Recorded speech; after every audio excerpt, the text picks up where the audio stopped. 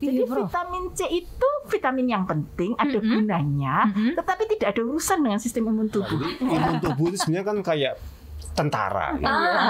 Jadi kita tuh sebagai manusia, sebagai makhluk itu punya sistem imun, yang itu adalah tentara kita.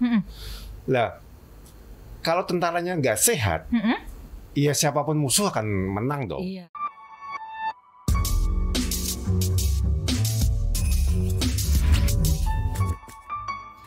Selamat pagi, siang, sore, malam untuk Akademia Jogja yang sedang mendengarkan dimanapun dan kapanpun mungkin kamu mendengarkan podcast ini ya. Halo, ada Kani Raras yang bakal temenin kamu ngobrol-ngobrol. Hari ini kita bakal ngebahas soal seluk-beluk nih tentang banyak hal sebenarnya. Karena di musim pandemi seperti ini nih Akademia Jogja biasanya kamu tuh jadi sering bertanya-tanya, sebenarnya informasi yang udah kita dapat nih valid atau enggak sih? Atau jangan-jangan selama ini tuh banyak yang bikin berita, bikin kita jadi parno, bikin kita jadi takut. Dah kebetulan banget karena di hari ini Raras udah barengan sama dua narasumber. Gimana kabar hari ini, Prof? Bapak? Alhamdulillah baik. Sehat dan masih sehat, alhamdulillah. Kalau di masa pandemi COVID-19 seperti ini tuh emang benar imun tubuh menjadi hal yang paling penting untuk dijaga gitu. Tentu saja sangat penting ya, karena kan bagaimanapun kita itu terhadap virus COVID-19 itu kan sedang perang ini ya posisinya ya. Ada dua cara kalau di bidang kedokteran tuh kita menyebutnya primary prevention, pencegahan primer, atau secondary prevention. Nah kalau pencegahan primer itu artinya jangan sampai tertular. Jadi pakai masker, jaga jarak, di ruang terbuka, ventilasi baik dan sebagainya itu termasuk dalam primary prevention. Jangan sampai ketularan. Betul. Tapi kalau apesnya ketularan, kan kita pakai second line defense. Itu secondary prevention. Nah, itu imun tubuh. Jadi seperti itu. Nah, terus kalau untuk sebagai secondary prevention tadi ini Prof itu sebenarnya kalau untuk fungsi utamanya si imun ini tuh apa sih, Dok? Kalau bisa ngobrolin ke paling dasarnya nih gitu. Fungsi imun itu pertama kali adalah membuat kuman yang masuk tidak berkutik. Jadi begini, ketika kita berperang melawan kuman, itu outcome-nya ada dua. Kita bisa menang, kita bisa kalah. Kalau kita kalah, kita sakit berat atau meninggal dunia. Artinya sistem imun kita kalah. Tapi kalau sistem imun kita menang, kita jadi OTG atau sakit ringan. Ya itu aja. Gitu. Ya kita kan berharap menang kan? Iya. Betul. Kalau dari Mbak Orang ini mungkin ada gini, jadi mungkin sedikit menambah supaya ada bahasa yang agak populer. Jadi imun tubuh itu sebenarnya kan kayak tentara. Jadi kita tuh sebagai manusia, sebagai makhluk itu punya sistem imun, yang itu adalah tentara kita. Lah, kalau tentaranya nggak sehat, ya siapapun musuh akan menang dong. Ya tadi secara primary mungkin ada vaksin, dan vaksin pun sebenarnya itu kan mentrain tentara supaya dia kenal duluan. Kan kalau ada musuh, kita nggak kenal ini musuh atau tidak, atau tiba-tiba dia nyerang terus dianggap teman, dianggap teman, kemudian banyak, kemudian ternyata ya kita itu jadi kayak sekarang banyak COVID yang kasusnya lebih berat itu kayak gitu. Tapi kalau kita udah pernah kenal, sudah tahu itu ini musuh, minimal kita mulai bawa senjata, kemudian mulai nembakin gitu. Jadi dengan imun yang bagus tadi, itu cara paling mudah sebenarnya untuk melawan ini semua gitu. Cuma tadi kalau apes, ya maksudnya harus ada tadi cara-cara lain juga kan. Untuk second line of defense-nya kan harus ya. Jadi imun itu menurut saya di zaman sekarang tuh paling penting kan. Kita belum ada obat khusus untuk COVID kan belum ada. Jadi mau nggak mau inilah cara yang paling mudah, paling gampang. Ya orang sehat, itu aja karena virusnya kita lihat baunya tidak, kelihatan tidak, warna nggak ada, kan gitu Bu. Jadi musuhnya nggak ada.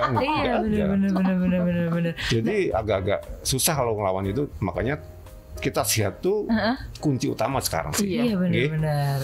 Dan cara yang paling mendasar adalah dengan menjaga imun tubuh gitu ya Pak dan Prof ya.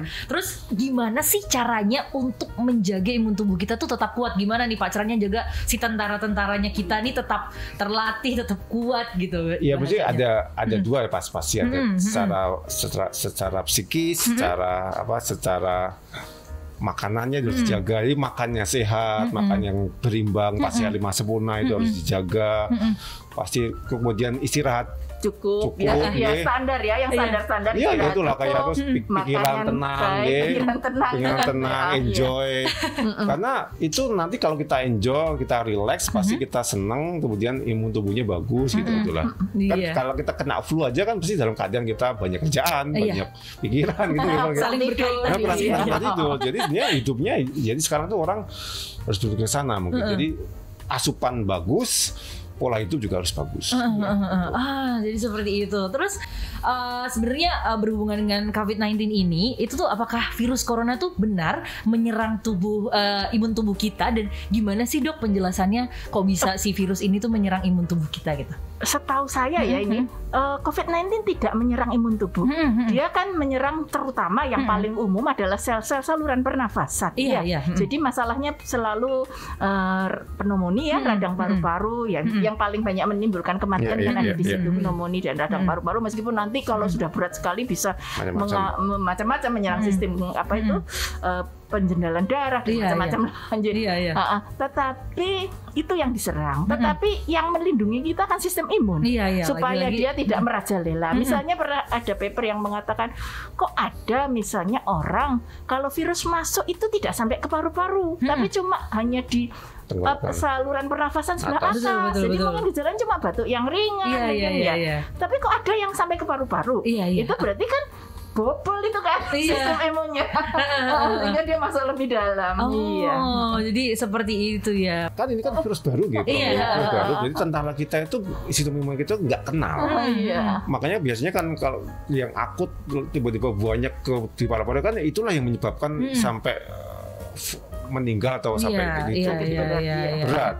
Iya betul. Kalau sehat, iya nggak ada masalah, mungkin hanya gejala ringan atau OTG gitu gejala ya. Betul. Terus juga kita sering mendengar tadi juga udah disampaikan sama Pak Roni bahwa salah satunya cara untuk menjaga imun tubuh adalah dengan makan-makan yang bergizi, pola hidup yang sehat gitu. Dan Rara juga sering dengar nih kalau misalkan vitamin C ini tuh bisa membantu menjaga sistem imun tubuh. Apakah itu tuh benar atau enggak sih Pak dan Prof? Dan ini Prof ada yang bisa menjelaskan.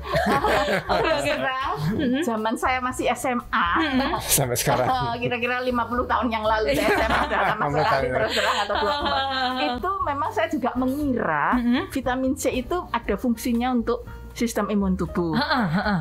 Tetapi ya sudah ketika saya di Fakultas Kedokteran mungkin ya sudah 30-an tahun yang lalu itu kita tahu bahwa itu mitos. Oh iya. Jadi vitamin C itu vitamin yang penting, ada gunanya, tetapi tidak ada urusan dengan sistem imun tubuh. Dia itu terutama untuk kolagen. Jadi kalau kita misalnya minum vitamin C supaya lebih cantik, ya seperti iklannya Ratu Kecantikan minum vitamin C itu, mungkin masih lebih masuk akal daripada minum vitamin C untuk membuat sehat.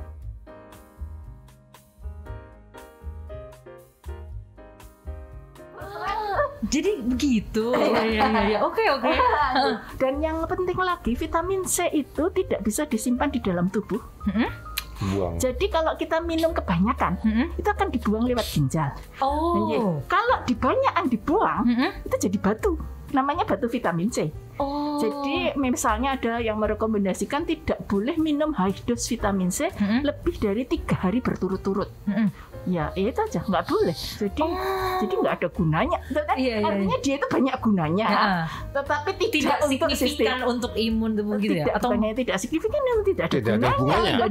Dia ada gunanya untuk hal yang lain-lain. Kolagen itu berkaitan dengan kekenyalan kulit, dengan mudahnya tidaknya kita luka dan sebagainya, tapi nggak ada urusannya sama sistem kekebalan. Iya. Saya terus terang juga heran kok tiba-tiba banyak ilmu dari WA Group yang mengatakan vitamin C ada gunanya. Ini ilmunya tahunya dari mana?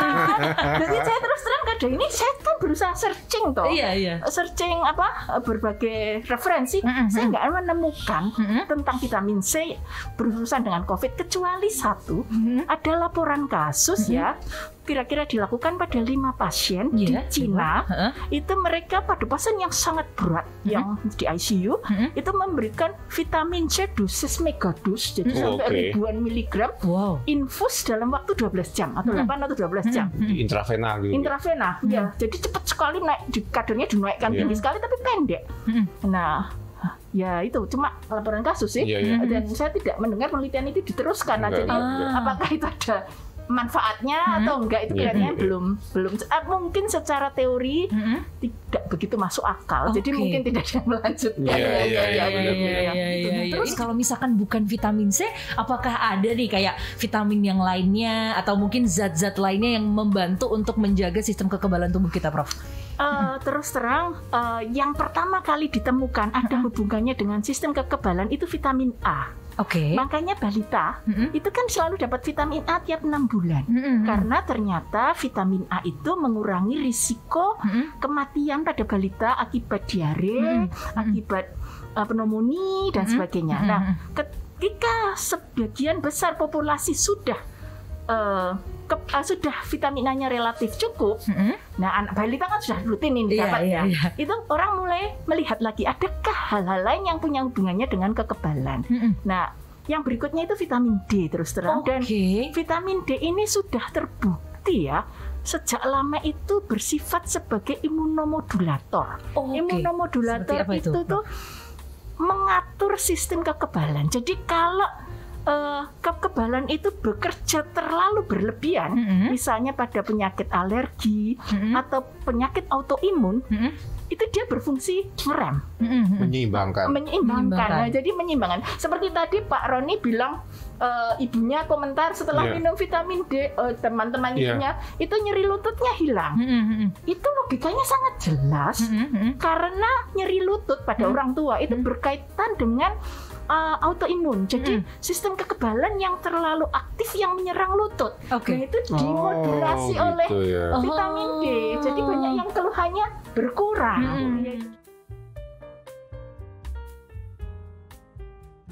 Kalau untuk kesehatan tulang dan gigi itu hanya pada kadar yang sangat rendah, misalnya di bawah 10, saya agak lupa persatuannya, di dalam darah itu baru gejala di dalam tulang itu kelihatan, misalnya tulangnya jadi bengkok dan sebagainya. Tetapi pada kadar yang lebih tinggi, dia sekitar 50, jadi separuh gitu ya, 50 itu dia memperbaiki untuk hal lain. Untuk kekebalan dia. Saya juga barusan dengar bahwa vitamin C itu gak ada gunanya. Itu kayak kutip gitu ya Pak ya. Selama ini kita ngapain gitu kan? Kita beli produk macam-macam vitamin. Cuman memang kalau saya di farmasi kebetulan itu kan vitamin D memang vitamin C itu kan memang antioksidan tinggi ya, mungkin efeknya lebih ke antioksidan, lebih ke menangkap radikal bebas gitu ya. Cuman ya tadi memang ya sekarang itu dengan COVID ini semua jadi lebih jelas, lebih real bahwa kan banyak penelitian vitamin D, vitamin C ini kan dihubungkan dengan COVID. Ternyata yang banyak ada hubungannya adalah vitamin D. Karena COVID tadi ini kan virus, dan virus itu hubungannya dengan sistem kekebalan tubuh. Vitamin C enggak banyak kasus gitu. Tadi cuma di Cina beberapa. Jadi kasus kecil sekali sedikit. Dan ini bisa menjelaskan macam-macam sebenarnya sekarang vitamin D itu, kayak kita membuka suatu yang baru vitamin D, dan ya mungkin bagus untuk masyarakat. Itu jadi kayak dulu. Kenapa dulu waktu zaman kecil kita diminta untuk berjemur nih? Nah ini nih yang orang dari balita gitu. Kalau punya anak kecil dijemurkan, kemudian itu kan kearifan lokal. Jadi sekarang jadi terjawab nih bahwa kita butuh itu gitu untuk membuat supaya lebih hangat juga sih sebenarnya. Jadi ya mungkin itu bisa menjawab semuanya sih sebenarnya.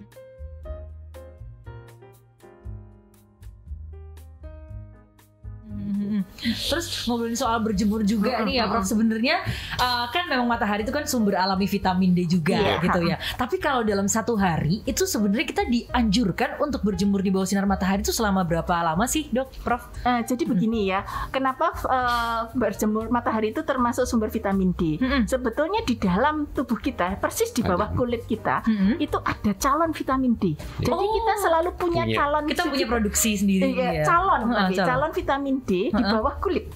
Nah, dia kalau terkena UVB, ultraviolet B, dia akan berubah jadi vitamin D. Ya. UVB itu di matahari itu hanya ada kalau sudut sinar itu tertentu. Jadi kalau sudut sinarnya terlalu kecil, misalnya pagi hari atau sore hari, itu yang datang UVA, UVA. Kalau sudutnya mulai tegak, itu yang datang baru, yang sampai ke kita baru UVB. Kenapa kita harus siang, bukan pagi? Kalau pengen perlu vitamin D, kalau pengen nggak perlu ya nggak apa-apa pagi. Itu sih masalah pilihan. Jadi ini ternyata bukan direct kalau si sinar matahari ini mengandung vitamin. Bukan, tapi jadi kita punya dia mengaktifkan. Ya. Jadi bukan kita menyerap mataharinya enggak, tapi karena kita terekspos matahari, kulit kita jadi kena ekspos UVB tadi, teraktifkan jadi vitamin D, kemudian baru itulah yang diserap gitu. Terus kalau kayak gitu berarti kalau misalkan pada pakai sunblock gitu, misalnya itu jadi problem itu. Nggak tembus ya berarti. Baju juga nggak tembus. Kaca juga nggak tembus. Kaca nggak tembus. Payung juga enggak ya? Kaca itu kadang-kadang misalnya naik mobil kan dashboard, nggak tembus. Nggak tembus ya. Jadi ya. Ini nih. Nah terus kalau tadi juga sama Prof Made sudah disampaikan kalau lebih baik itu ketika sinar mataharinya sedang tegak lurus ya. Berarti kan more or less tegak lurus ya. Di siang hari. Nah terus tepatnya kira-kira jam berapa gitu? Ya, sebetulnya yang paling ideal, beberapa penelitian di Jakarta dan di Bandung, di Bandung itu pada ibu hamil, kalau nggak salah di Jakarta pada wanita lansia gitu ya, itu idealnya itu antara jam 12, jam 1 lah. Sekitar sampai jam 2. Jam 2 masih bisa. Jadi sebetulnya cuma pilihan begini. Makin tegak, berarti makin banyak. Otomatis lama waktunya juga makin pendek. Jadi kan variabelnya itu waktu tengah hari atau lebih tidak tengah hari ya misalnya, atau waktunya ya. Terus kamu cara berpakaian, ya kan maksud banyak kulit yang terbuka atau lebih sedikit kulit yang terbuka. Itu warna kulit makin hitam makin lama. Gitu. Kalau kulitnya lebih gelap lebih lama, kalau kulitnya lebih putih lebih pendek. Jadi kalau saya ditanya berapa menit, itu saya susah. Tergantung cara berpakaian, tergantung mau jam berapa, dan tergantung juga warna kulit. Ya, lamanya itu karena ada faktor-faktornya juga, gitu ya, Prof. Ya. Tapi ngobrolin soal efek sampingnya mungkin ya, Pak. Kalau misalkan mau ditambahkan nih, apa sih efek sampingnya kalau misalkan kita terlalu sering berjemur gitu? Terus terang, efek samping yang sering dibicarakan dan ini banyak dibaca itu adalah kanker kulit. Ya, itu paling banyak ditakuti. Tetapi Anda bacalah semua literatur dan juga tanya ke dokter kulit. Pernahkah menemukan kanker kulit yang berkaitan dengan sinar matahari pada ras kita? Jadi ras kulit berwarna itu tidak bisa kena kanker kulit yang berkaitan dengan sinar matahari. Jadi kita dilindungi sebetulnya oleh pigmen yang terutama berisiko hanya ras Kaukasia.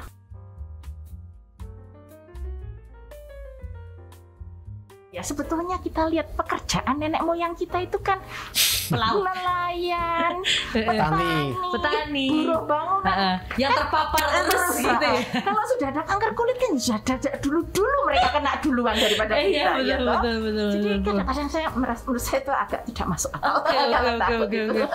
Iya, karena kan kita kan terlahir sebagai orang Indonesia dan kita hidup di negara tropis yang summer tuh habis setiap tahun summer.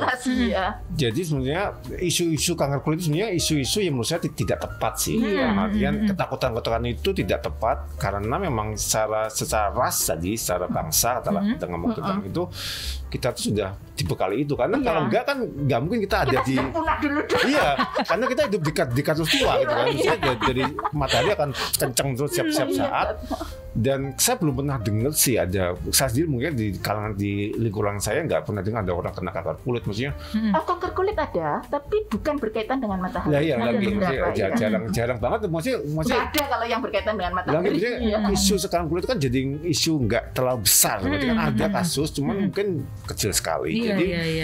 Jadi makanya dibandingkan dengan manfaatnya, efek samping pasti ada, tapi manfaatnya lebih besar sih sebenarnya. Iya kan, jadi yang sekarang mungkin dijelaskan sama Prof. Mada bahwa banyak defisiensi penyakit yang karena vitamin D sekarang banyak karena ya, dan kita ini sekarang itu prevalensi defisiensi vitamin D itu kita tinggi sekali, dan di banyak negara tropis itu tinggi sekali. Pertama karena gaya hidup, kita ini jarang keluar. Kedua karena ya kosmetik ya, kita takut hitam. Bener, wah gitu, kenapa gitu.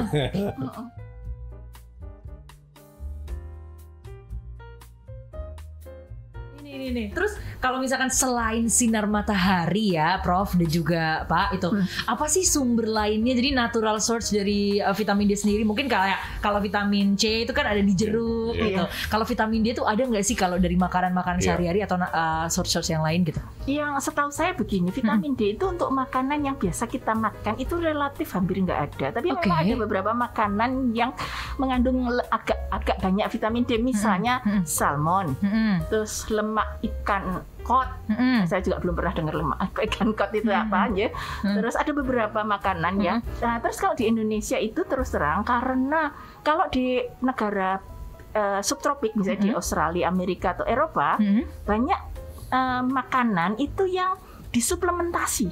Seperti kita misalnya garam dikasih yodium, kan itu di pabrik ya. Nah di sana itu banyak makanan terutama dairy produk, susu, keju dan lain-lain, mentega itu ditambah vitamin D. Suplemen apa namanya fortifikasi ya. Di Indonesia enggak, karena kita menganggap orang Indonesia ini mataharinya banyak Jadi kayak gitu. Tapi karena tadi pola hidupnya kita berubah, kita takut matahari, hampir dari jam 8 sampai jam 5 kita di dalam ruangan. Mau makan tuh biasanya kita keluar makan jam 1 sekarang pakai bus. Pakai GoGo itu gitu kan. Jadi kan sekarang kita hampir nggak kena matahari. Iya sih benar juga nih. Dan tadi pakai UVB yang SPF-nya sampai 50 gitu kan. Iya sampai takut kan khususnya kok aneh banget gitu kan. Tapi itulah yang gaya hidup sekarang yang jadi against vitamin D sebenarnya. Gitu. Nah terakhir nih Prof dan juga Bapak, apa sih ciri-ciri kalau tubuh kita tuh kekurangan vitamin D? Nggak ada. Jadi diam-diam aja tahu nggak ada gejalanya, nggak ada apa-apanya. Iya, hanya kan orang kalau misalnya seperti sakit lutut itu kan orang nggak mikir bahwa itu karena kurang vitamin D kan. Nah baru kalau kita dicek, vitamin D-nya rendah, defisiensi, terus ditambahi dengan vitamin D dari luar, terus membaik. Oh iya, sakit lututnya karena urusan dengan vitamin D. Itu kan nggak ada yang kecuali kalau di bawah 10 ya kan, normalnya kan 30 ya, tapi belum ya 30 itu jalan belum optimal. Jika di bawah 10 itu tungkainya bengkok sih. Karena tulangnya jadi nggak terlalu kuat. Tapi pada umumnya tidak bergejala. Oke. Jadi gitu nih Akademia Jogja, ternyata banyak sekali manfaat dari vitamin D, dan salah satunya Ras juga baru tahu kalau ini benar-benar penting dan benar-benar membantu untuk ngejaga sistem imun tubuhnya kita gitu ya Prof dan juga Bapak. Jadi terima kasih atas sharingnya Prof Mada dan juga Pak Roni. Semoga ini bisa jadi bermanfaat untuk Akademia Jogja dan semoga kita bisa ketemu di lain kesempatan juga ya. Terima kasih. Terima kasih.